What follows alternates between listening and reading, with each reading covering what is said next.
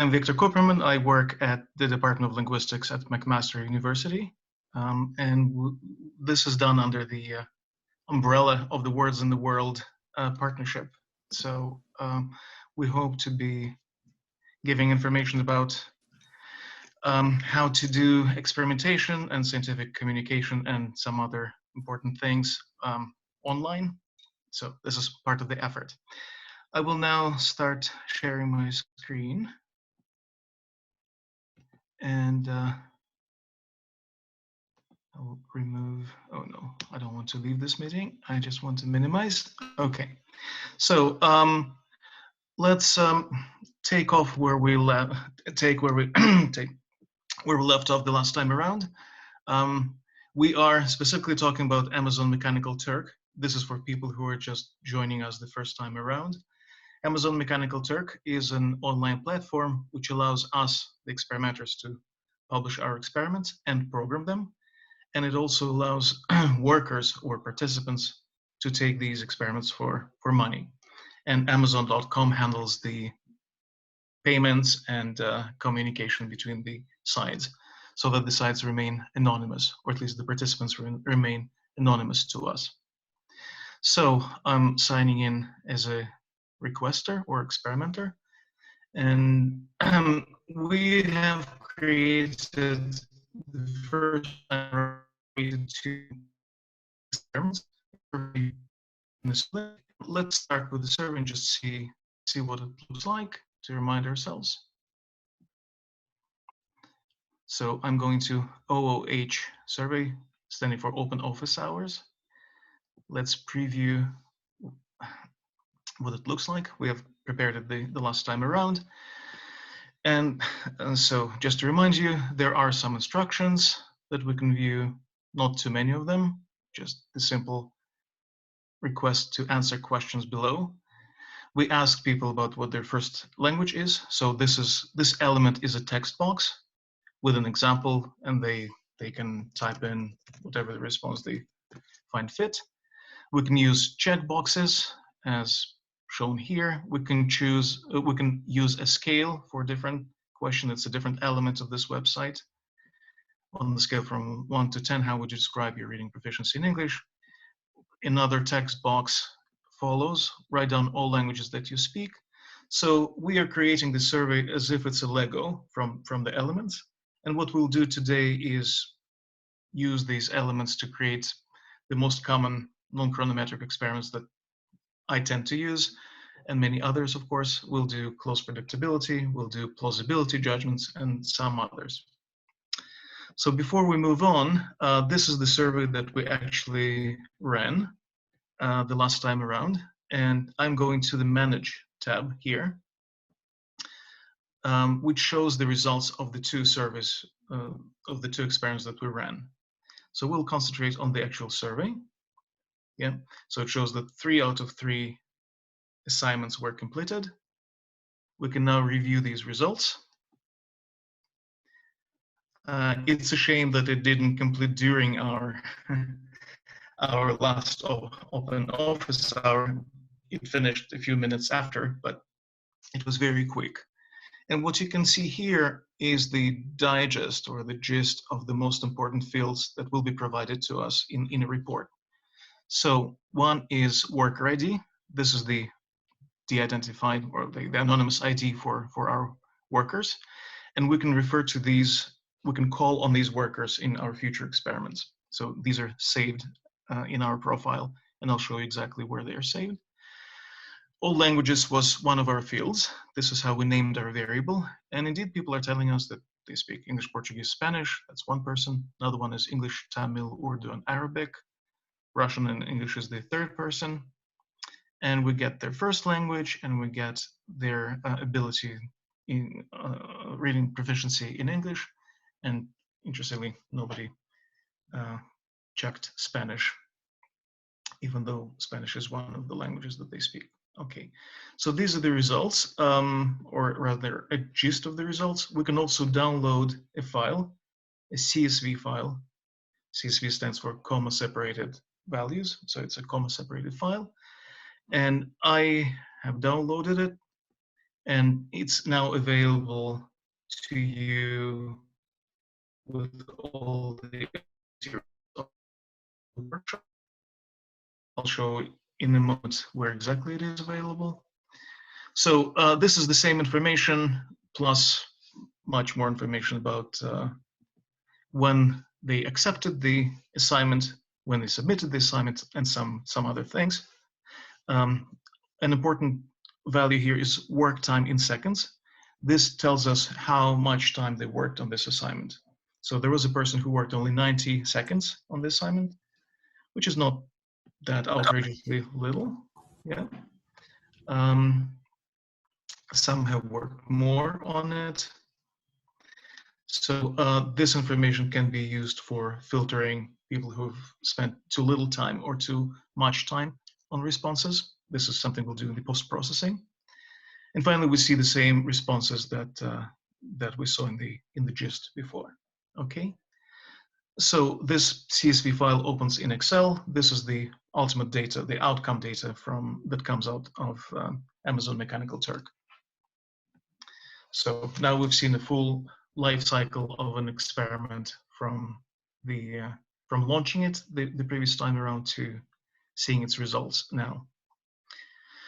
Okay, so one thing I want to convey is indeed that we can use these templates as Lego blocks. And I'm going back to the survey experiment and specifically to its design. So all the elements that we saw in the visual representation are available to us here. So what is your first language is followed by crowd input, the tag which shows that a text box begins, and here's where it ends. And if we want to add another text box, we will just copy this bit, enter it anywhere in our experiment where we see fit, redo the question. So what other interesting question can we ask about languages? Maybe do you watch TV in multiple? Well, that wouldn't be a text input. So what languages do you watch TV programs in? Okay, so that will create an additional text box. We will rename the variable into a TV. This is very important because this is what will allow Amazon Mechanical Turk to save the response to this question into a different variable. And this will show as its own column here as answer.tv.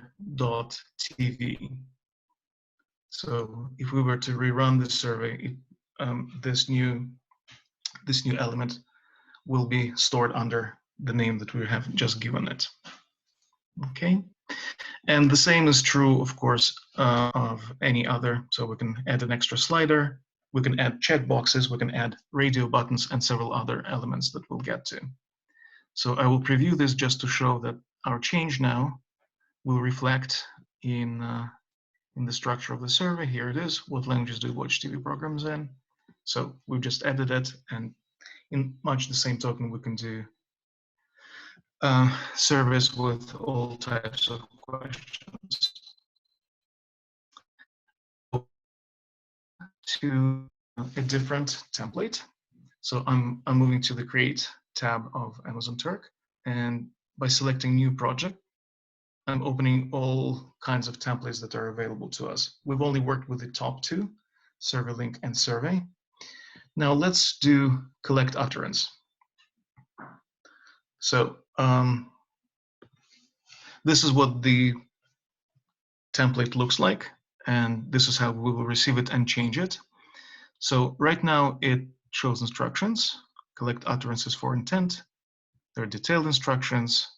There are examples, right? All of these are examples from Amazon Mechanical Turk. That's their template. More importantly, we have an instruction here, write what you would say in the given situation. there's a context, you ordered a pair of shoes online and they don't fit, and there's an intent, you want to return them, and this will be our response to the situation. Okay, so let's copy this over and change it in a couple of ways. So I do create project. Okay, so I will call this OH. I'll call it 1 simply because I already have something of this sort saved. We will add a payment, but we'll get back to that in a second. This is just for now to move to the design layout.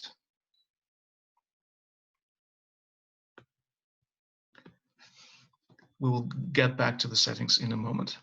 Okay, so view instructions. This is the whole bit with instructions that we can actually minimize so that it's out of the way. If we click a button here, crowd instructions are collapsed, so we can undo them again and change their content as we see fit, but for now they are only a nuisance to us. Okay, so one of the reasons I opened it was to show you that we are setting up context and intent in a slightly different way. If you remember, everything in the survey was hard-coded. We were the ones to type in all the variables. But what if we have multiple lists in our experiment? Or what if we want different people to see different contexts and use different intents? So what we have here is a word context in curly brackets preceded by a $sign. And this is a definition of a variable that we can set up as experimenters externally. And we can load up this variable with different values to be used by the Amazon Mechanical Turk experiment later on. So I'll show this to you in a second. So we can do the same with intent. This is a variable which will take its values from a separate file. We'll need to define this file, and I'll do this in a second. Before we do that, let me just show that this is very easy to edit as well. So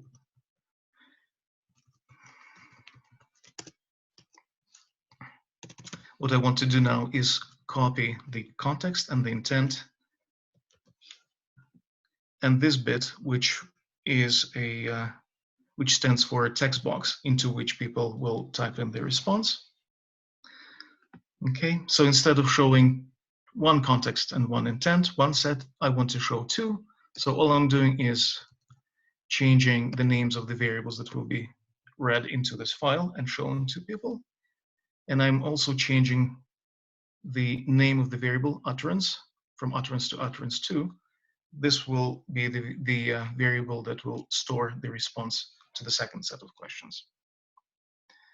Okay, so let's save it. And preview.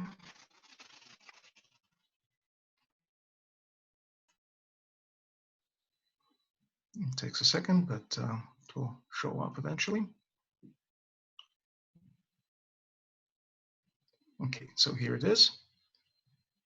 So with context and intent, with references to a variable called context and a variable called intent. And then we have the second set with context to and intent to. And both are followed by a text box into which we type our responses. So, like I said, we need to prepare a file in order to be able to use the variables context and intent to. So here's the file. It's a simple Excel file. The only thing to remember is that it needs to be saved in a CSV format, comma separated format. The first line of this file we'll need to define the same names of the variables that we used in our Amazon Turk template. So context, intent, context2, intent2. Then we define the values. The dog ate your homework, that's the context. The intent is you want to explain this to the teacher, and another set of a context and intent for the second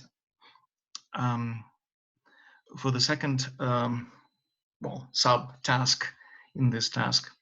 So we prepare this file separately. It will live on our hard drive, and you have examples of it saved as well.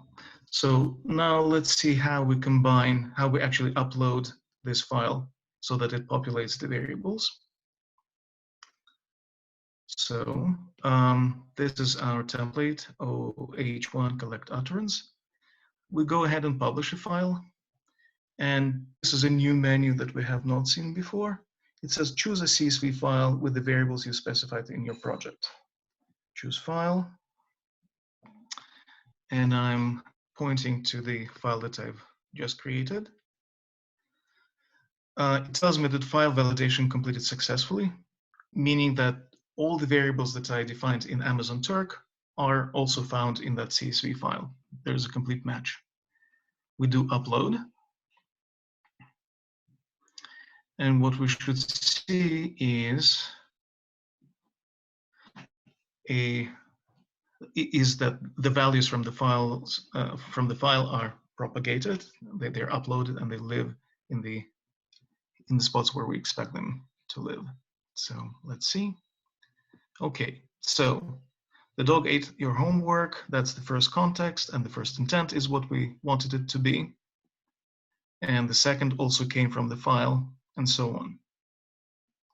Okay, so we can now actually go ahead and publish this task and collect. So it will cost, what will it cost? $1.80, because we are paying 50 cents to 3 people to finish this task. So let's publish it and see. Hopefully we'll get the results before the end of this open office hour. Okay, so this the act of publishing takes us to the managing tab, and we will see the green bar move along as people submit the responses. So it will take them a few minutes. Meanwhile, we go back to our list of templates, and let me show you another option that is very sensible. So far, we only have one line with values for context and intent, context2 and intent2, but we can have as many as we want, right? So if we have multiple lines with values, so let's do context. Victor is giving an open office hour. The intent is I want to ask him a question, right? And we're asking for the Turkers to say, what they want to say in this situation. And let's do the second context. It's not easy to exercise these days. The intent is I want to stay fit. Okay, so we save this file. We go back to the same template, publish batch, choose file. We upload the same file with the same name. It's still happy. We upload it now.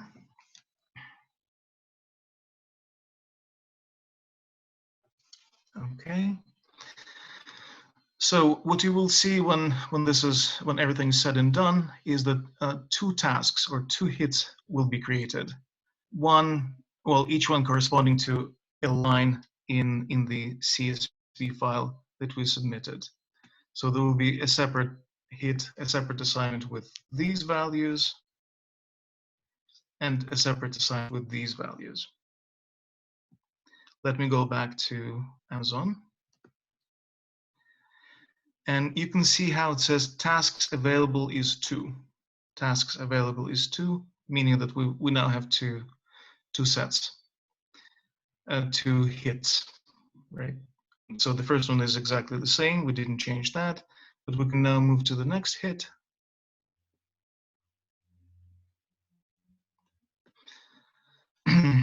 And this will bring in the lines that I just entered into that CSV file.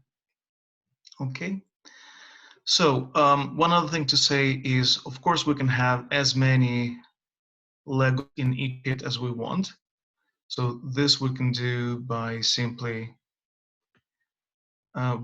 copying and pasting respective bits, the Lego blocks, within an experiment, and we can have as many hits or as many tasks as we want, just adding lines in the CSV file. Okay, so let's check back with the file here, with the tab that allows us to manage the files. Okay, so in 4 minutes we did not yet collect a single response, but we're hopeful.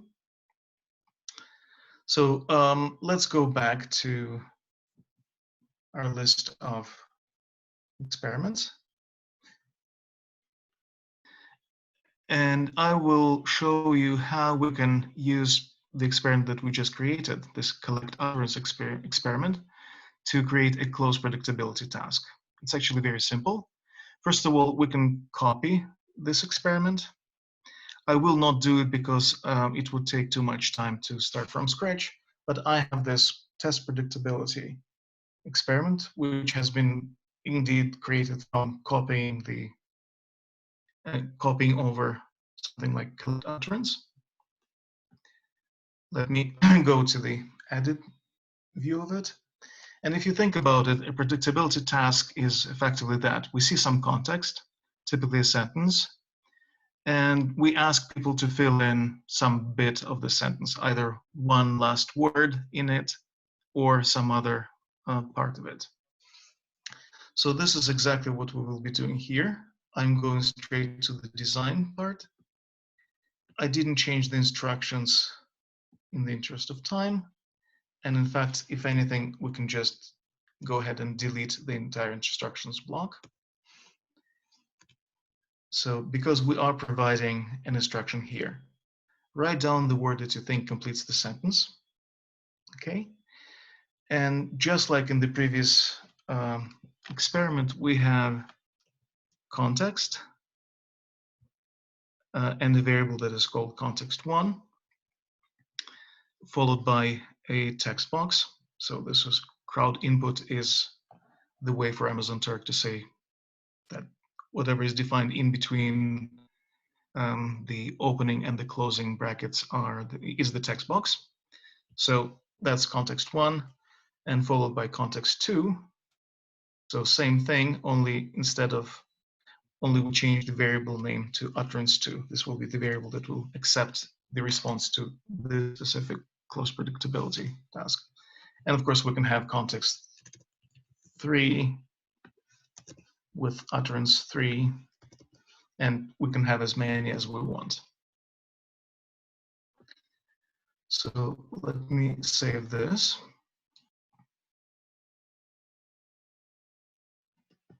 Okay. And I will now move to an Excel file, a CSV file that I prepared for this task. So as you will see, it has excuse me, it has 2 columns now, context1 and context3. And in fact, I've just created context1, context2, I've just created context3. So we'll need some values for it. The first context is, I wish you Merry Christmas and a Happy New and we're expecting people to fill in the blank. Context 2 in that same hit, in that same task, will be the horse raced past the barn, and we'll ask them to fill in the blank. And context 3 is, well, I am not sure what to, and we'll ask them to fill in that. And we'll have we need one more sentence. So the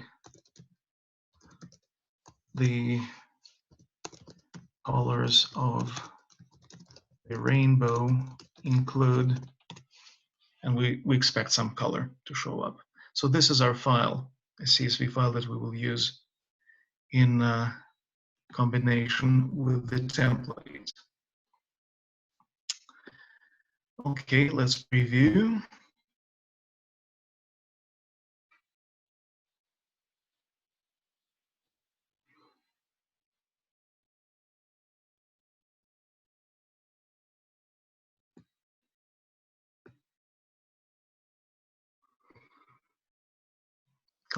So we see context 1 as a variable, curly brackets preceded by a $sign, context 2, context 3, and we can finish it. And now we can publish it. So test predictability, choose file. This will be test stimuli close. It's still happy because it finds all the variables that are defined in the mturk template in the CSV file. So there's a full match.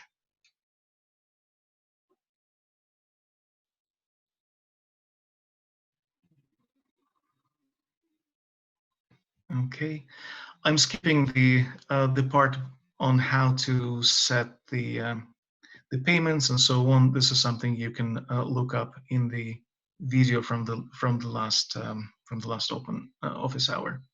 Okay, so here's the first hit showing task 1 of 2, and here's the next one.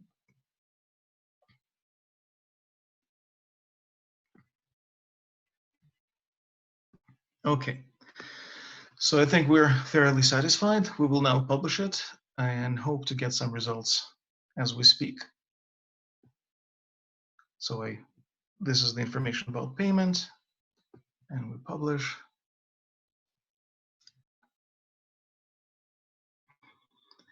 And I think while this is happening, I'll take some questions now. Then we'll see time-wise whether we have the time for another experiment or not.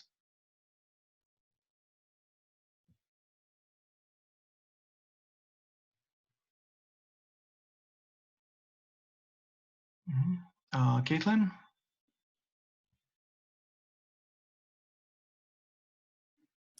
Hi, sorry, I was muted. Yes, if anybody has any questions, now would be a great time to ask. I don't see anything in the chat up until just this very moment. Okay. Are you able to see the chat? Yes. So how do you mix formats? Hello, Alexander, first of all. You probably mean how to combine different types of experiments? Right. Series versus language samples. Right. So it's literally a copy and paste job. So we can do it straight away, but let me try and get out of this. So some things need to be moved away. So let's go to create. And it is indeed, so thank you for this question, because it's actually very common that we will want to have some demographic information about our participants and then have them perform some task. So I'll just go to the survey bit here, design layout. Okay, and I will copy over whatever questions we had for these individuals. Possibly not all of them, but that's okay. And maybe I'll save it in the notepad just to have them available to me. So this is just a placeholder. Then we go back to create. We go back to our close predictability task. which is, sorry, I'll just do this, yeah, which is here, test predictability, edit, design layout. Okay, and then we simply paste these questions. We can precede them with a sentence which will say, would like to know a little more, would like to know a little, like to know a little about your language background. And this is quite literally it. So they will go through the survey questions that you can construct in every which way, and then they will proceed to a close predictability task. So let's see what it looks like.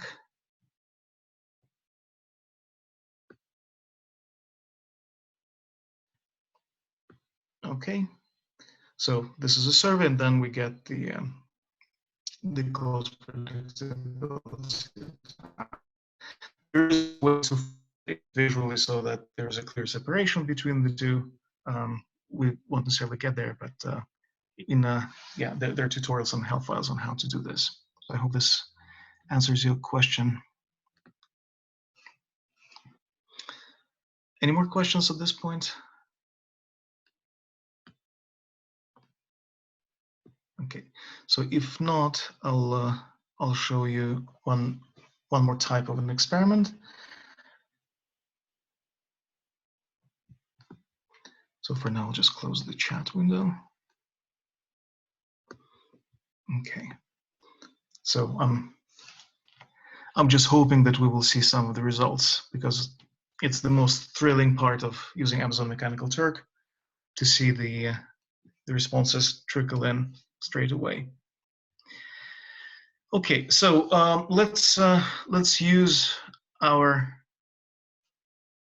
knowledge of how to use variables and how to prepare the files and upload these to look at plausibility ratings. So this is a word in the sentence. We want to norm how plausible this word is in the sentence. Needless to say, the question that I just asked can be redone in multiple ways. If it's the same type of attack, even with different instructions, it will be just a matter of changing some text. Okay, so what we have here are instructions, which I will now concentrate on because I actually have done them. So short summary, how well does the word in bold fit into the sentence? Provide a response on a 1 to 5 scale, and so on. And we have a positive example and a negative example that I will not spend a whole lot of time on. And here's the actual experimental part. So what we have is a variable called word1 and a variable called sentence1. And I have added very simple tags to make sure that the word shown here is shown in bold. And then, so we have a word and a sentence that contains this word. Then we have a crowd slider. So this is a slider which will allow us to collect numeric ratings, right, on the rating scale. So we name this variable stimulus1 because I don't have imagination for anything else. We need to set up the minimum and the maximum values of the scale. So they go from 1 to 5 in steps of 1. We're showing the pin, and we make this response required, and we also make it editable. I will show in a second what it is. Then with the copy and paste, we make sure that we can show the second word and the second sentence, and we change the name of the variable to stimulus2, stim2, just to save the result. Of course, we can have not only 2, but just about any number, any reasonable number of words and sentences for people to see. Okay, so this just demonstrates how we use crowd slider and show 2 variables at the same time for a plausibility rating task. So the preview is perhaps as a part in the in our definition of slider means that people can do this. They can either enter a value and the bin will stop where the value suggests, or they can use arrows, or they can move the bin in its own right. So this just gives a few more options for people to use. Same here. Okay, so we're finishing it. And as you can imagine, because we use variables that must be read from somewhere, we also must have a file for it. So this is a file, test implausibility. All the files, by the way, and all the code is available on Open Science Framework. I will talk about that in a second. Okay, so we have word 1 and we have word 2, and we have sentence 1 and sentence 2. These are all the variables that we identified in Amazon Mechanical Turk. Yeah. And so cat, who let the cats out, soup, I wore shoes and soup last night, just in case you're working on, I don't know, N400 and semantic anomalies or something of that sort. So we will now, actually, let me make this deliberately a bad file, right? So let's add something like word 3 without any values. So we make it temporarily a bad match for the template, just so that you see what it will do. So we choose file, we select testing with plausibility, file validation completed with warnings. So the warnings are that we have file has the following extra headers not found in this task. So it detected a problem and it's unhappy about it. We'll remove that. Okay, so save this again. Upload the file again.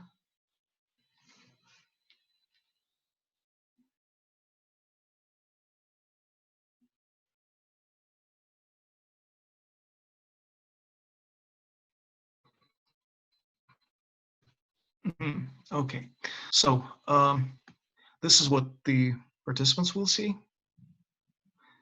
Word cat, this is not great. We need a space there or a column or something.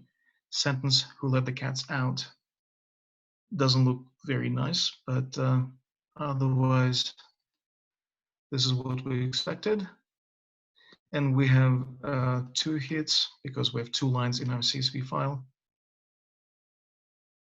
Okay, so this will be the next one. Okay, how do we fix it? We go back to, we do not publish the file as is. We go back to test plausibility.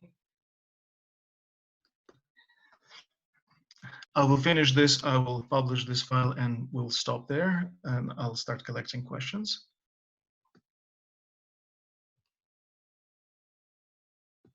Okay. So we might want to add a column and perhaps a few spaces, and a column and a few spaces. You can obviously choose the way you want to visualize it. I was never particularly good in visualization, but this should help a little. So this is what it would look like. Finish. Publish batch. And we do a file that we know very well now, and we upload it.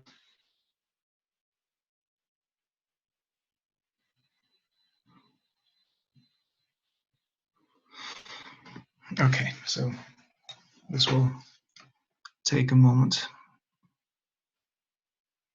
Okay, so another look. Next.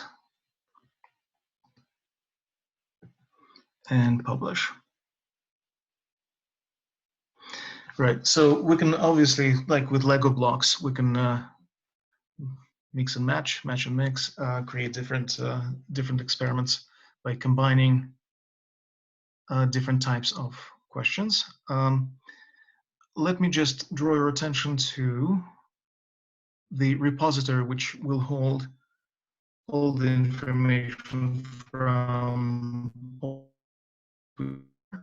So some of you will be familiar with that. It's an open science framework, or OSEF for short. And on Words in the World, on the Words in the World webpage, you will see this this link, this reference. So these files are publicly available for download. You have here the information from the previous office hour and this new one. I will edit it and add it, but the new one will appear here. Please note that I have the code for survey and survey link. So these two files that we created the last time around. And it's generally a very good idea once you are finished with the design of an experiment. Once you're finished with the design of an experiment, save the code that you've created in a text file and put it on the site so that you can always recreate it. Okay, so, all right, so we have some responses to a plausibility task. Just one person out of 6 has responded. So let's look at it very quickly.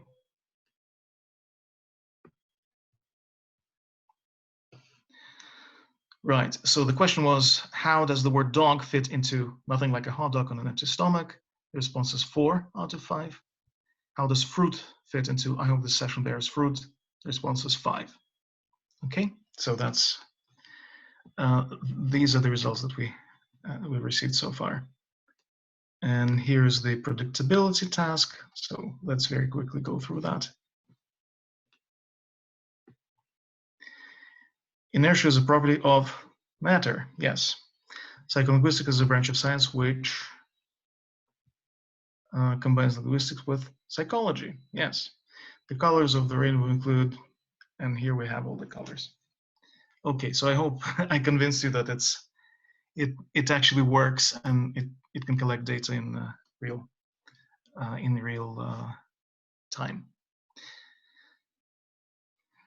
Okay, so I'm moving to the chat now, and I'll start answering questions if that's okay. I'm seeing a question from Don Kleiman. Are there any built-in tools for randomizing stimulus order, or can that only be accomplished by making a separate row for each order in the spreadsheet?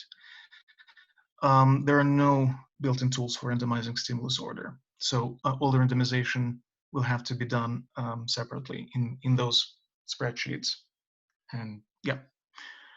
One thing to notice is that when there are multiple hits, when there are multiple tasks, they will not necessarily be administered in the same order as we see them, but it's not a randomization tool.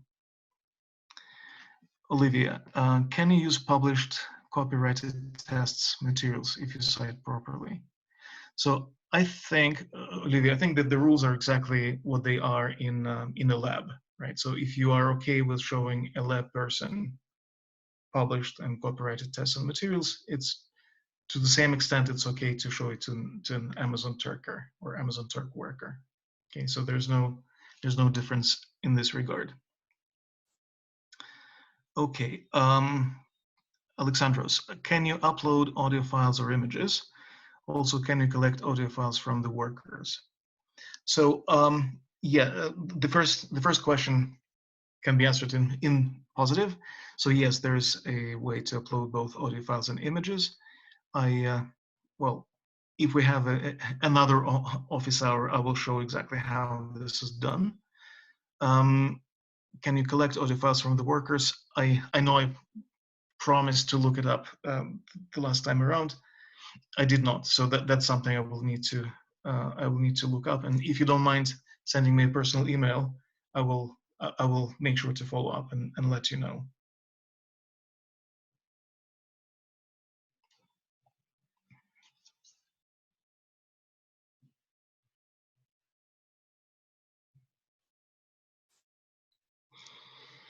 Mm-hmm.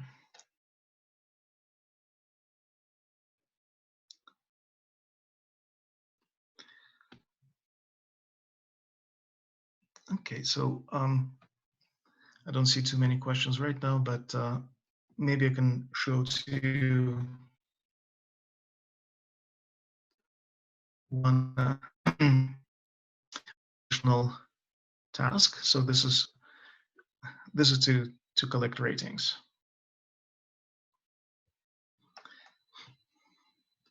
Okay, so by now we know the drill. We go to design layout straight away.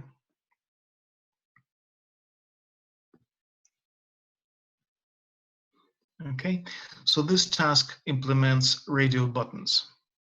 So the important part begins here. We show the first stimulus, which comes from a file. And well, actually, I provide two ways of giving an answer. These, by the way, are ratings of emotion or positivity or valence. So one way is, and we show a word and we ask people to give us a score between 1 and 7 to show how positive they think the word is. So one way is to use the crowd slider, the slider that we just saw.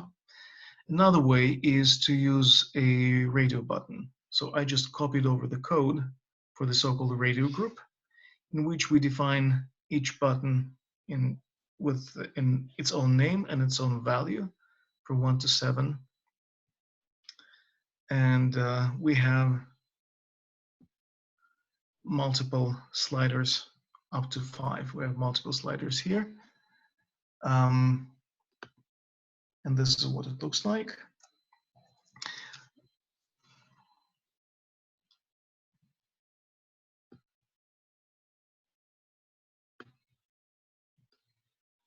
So stimulus 1 is associated with a slider, which we saw before, and it's also associated with radio buttons. So it's entirely up to which way to use, which functionality to use. Radio buttons, of course, are better for the possibility of adding some text to it. The rest of the stimuli are just presented as sliders. Okay, so the same comments apply, that we can have as many stimuli as is practical, and we can have a CSV file with as many lines as we need to have. Okay, so I'll finish this and I will not run it.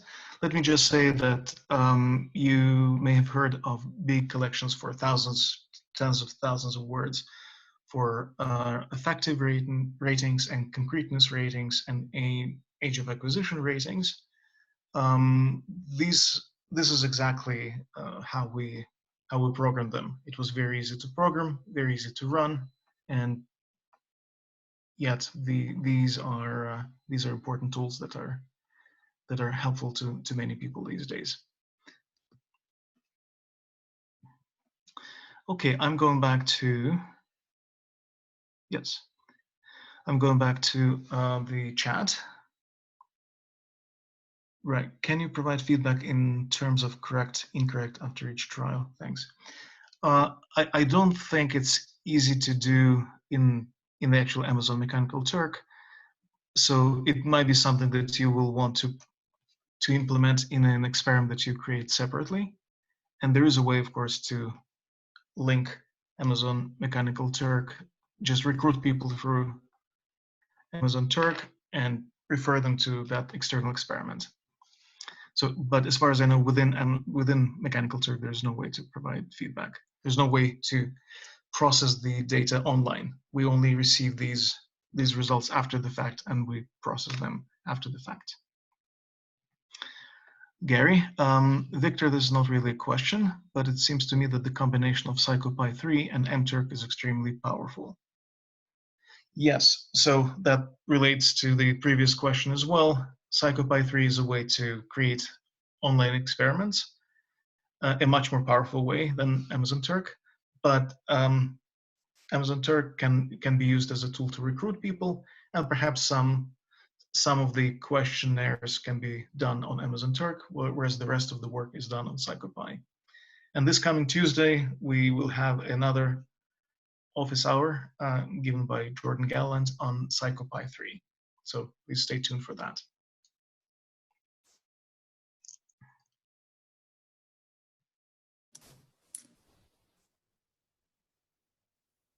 If anyone has any more questions, now would be the time to ask. If you're interested in turning off your mute on your audio, you're also welcome to do that.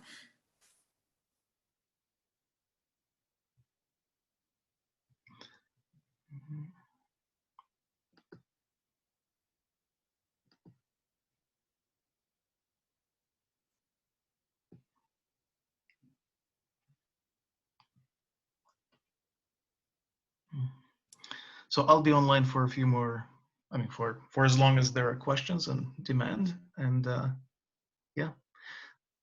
Since it was an opportunity to turn on the audio, I just had to say, I really learned a lot, Victor. Thank you so much. That was great. And Thank me you. too. Thank you, Victor. Thanks. Thank you very much. What I hope is what I hope for the outcome of this and similar efforts is that there's so much groundwork that can be done, even norming the tests that have been around for forever, but perhaps never applied to the populations outside of student or university students. Right. So that's something that can be done fairly easily and fairly cheaply and definitely remotely. So yeah, I hope we get to see an influx of these groundwork studies in the literature pretty soon. Yeah, that's really what I'm getting out of this, is Gary speaking again. What I'm really getting out of this is the fantastic opportunity it provides to basically just follow up a hunch, check out something that that you might be curious about, that you wouldn't really ever think about building a real laboratory experiment around, but you'd like to know if it were really easy to get the answer. And this provides, of course, a means by which it's really easy to get the answer. Yeah, that's very true. So meanwhile, let's see how our workers fared. So we have, just to move this, we have a couple of people in each task. So 3 out of 6 plausibility ratings have been collected, 3 out of 6 predictability, 1 out of 3 collected utterance.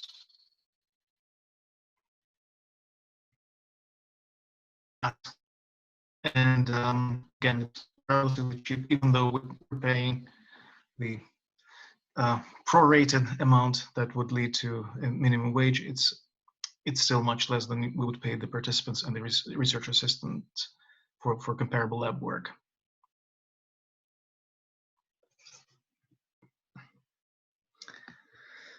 And out of curiosity, perhaps let's take a look.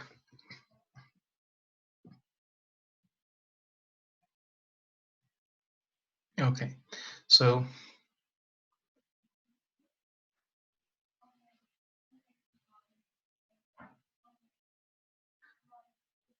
right, so utterance, my dog ate my homework. Right, so the input was the context was the dog ate your homework, and you want to explain this to the teacher. What will you say? My dog ate my homework. Okay, and about the flying saucer, tell me about the flying saucer in the sky. Okay, so not particularly interesting, but admittedly, these were not particularly clever experiments to start with.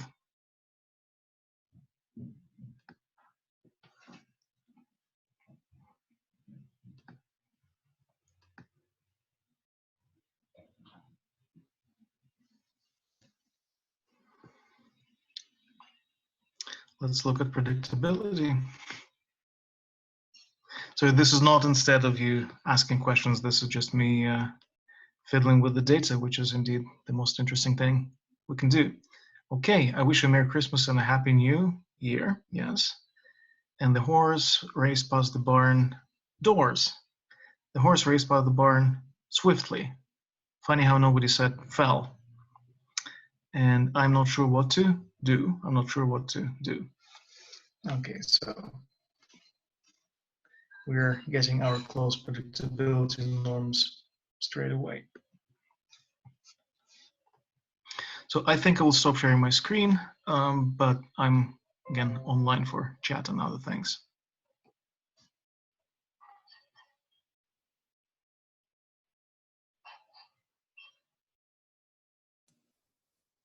Thank you so much, Victor, for hosting this office hour today. Just like the last time, tremendously useful and kind of exciting to see the way, traditional research is changing in psycholinguistics. So I hope everyone found it as intriguing as I did. If you do have questions, feel free to ask now. Otherwise, I believe that Dr. Cooper may be available via email in follow-up. This is correct, yes.